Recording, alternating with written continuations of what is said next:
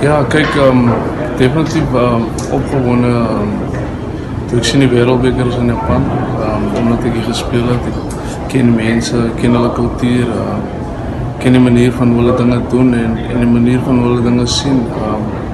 Maar ja, ik was bij opgewonden en toen de eerste week alhoewel ons nou die warm-up game gehad het in Japan, het ons in Nieuw-Zeeland voorbereid op mijn ou veld en mijn club. So, dat was lekker voor mij geweest.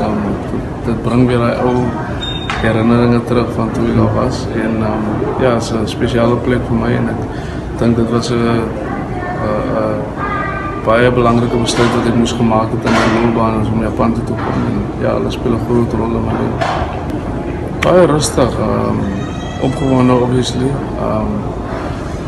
Maar definitief een paar areas waar ons als span beter raak en verbeter. Goeie dingen ook, wat ons wel beter wordt.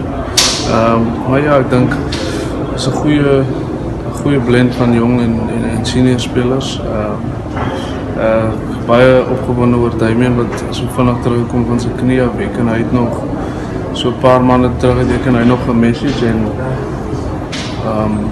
was niet zeker of hij in de wereldbeker groep gaan wees of niet wees, maar ik heb altijd van gezegd hij moet recht blijven en zeker maken dat hij recht is om te gaan zodra hij op zijn knopje drukt en yes, hij kreeg nou een geleentheid in de avond, so ik is opgewonden om te zien op 15. Ja.